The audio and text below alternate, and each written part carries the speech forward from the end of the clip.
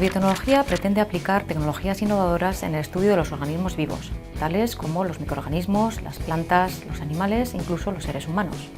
Un profesional en biotecnología va a poder aplicar sus conocimientos en áreas tan diferentes como la ganadería, la agricultura, la alimentación, el medio ambiente o la salud. Este grado va dirigido a estudiantes con interés en ciencia y tecnología.